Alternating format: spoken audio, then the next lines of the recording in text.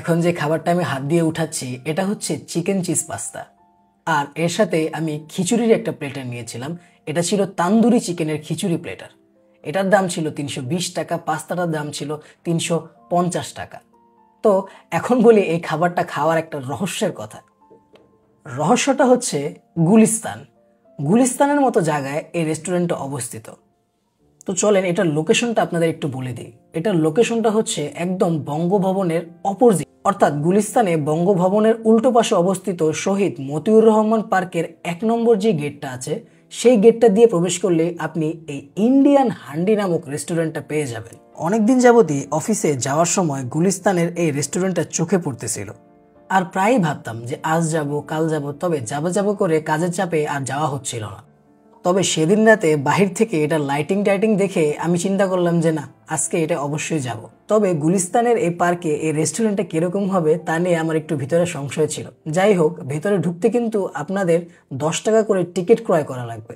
ঢুকলেই দেখতে পাবেন Indian handi, fast food, Chinese, Indian, Thai and kebab সবকিছুর সংমিশ্রণে এদের রেস্টুরেন্টটা আছে। আর এদের কুকিং স্পটটাও কিন্তু প্রায় ওপেন, আর কি ধরতে গেলে সম্পূর্ণ কিছু আপনার চোখের সামনে আপনি মেকিং দেখতে পারবেন। যাই হোক, দেখে ভালো লাগলো। তবে মেইনলি যেটা ভালো লেগেছে আমার সেটা হচ্ছে এর ভেতরের লোকেশন। আমি একটু এক্সপেক্ট করতেছিলাম না যে গুলিস্তানের এই বিশ্রী ভিড়, হাউকাউ, হর্নের মাঝখানে হঠাৎই সবুজ ঘেরা ওপেন এয়ারে দারুণ লাইটিং আর মিউজিক সহ একটা রেস্টুরেন্ট পেয়ে যাব। তাছাড়া বাঁশ দিয়ে করা ওদের ডেকোরেশনটা আমার কাছে এরকম মনে হচ্ছিল যেন সাজেকে চলে এসেছি। আমি কিন্তু কোনো প্রমোশন করতেছি না, কারণ আমি এরকম কোনো ভিডিওই বানাই না। যাই হোক, পাশের বাড়ি দেখতে দেখতে হঠাৎই শাহরুখ খান সাহেব চোখের সামনে চলে আসছে। সুন্দর একটা মিনি মনিটর লাগিয়ে তারা বিভিন্ন রকমের সং প্লে করতেছিল এখানে, যেটা দেখতে এনজয় করতে ফ্যামিলি নিয়ে ভালোই লাগবে আপনাদের। তাছাড়াও পার্ক হওয়াতে রেস্টুরেন্টের পাশাপাশি আপনি কিন্তু পার্কের ভিতরে অনেক রাইড টাইডও পেয়ে যাবেন, যেখানে আপনারা সুন্দর পরিবার পরিজন নিয়ে একটা ভালো সময় কাটাতে পারবেন। সো এত সুন্দর ডেকোরেশন এবং পারফেক্টলি সাজানো সেটআপ দেখে আমার মোটামুটি ভালোই লাগছিল। তবে আমি যেহেতু মেইনলি খাবারের ভিডিও বানাই খাবারের স্বাদ বিবেচনা করার জন্য, তাই এখানে এসেও আমি একই কাজ শুরু করে দিলাম। সর্বপ্রথমে তাদের মেনু হাতিয়ে দেখলাম।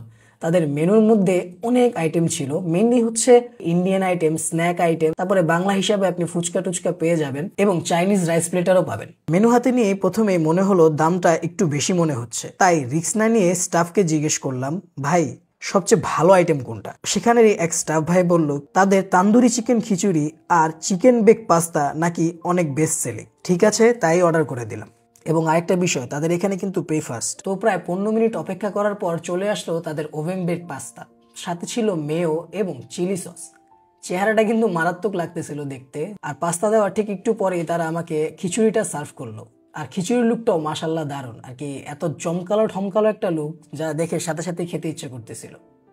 তো এই হচ্ছে তাদের ওভেন বেক পাস্তা আর খিচুড়ি। এখানে খাবারের প্রায় আমার সর্বমোট 690 টাকা খরচ গিয়েছে পানির সাথে। ভাবলাম খিচুড়িটা একটু ভারী আইটেম হয়ে যাবে, তাই আগে পাস্তাটা দিয়ে শুরু করলাম। পাস্তাটা কিন্তু যথেষ্ট পরিমাণেরই চিজ ছিল, আপনারা ভিডিওতে এটা ক্লিয়ারলি দেখতে পাবেন। উঠানোর সময় যথেষ্ট পরিমাণে চিজ পেয়েছি। পাস্তার মধ্যে পেয়েছি মাশরুমের কোয়ান্টিটি মোটামুটি ভালোই পেয়েছিলাম পাস্তার মধ্যে। তাছাড়া চিকেনও ছিল, চিকেনের ছোট ছোট করে কিউব করে দেওয়া ছিল।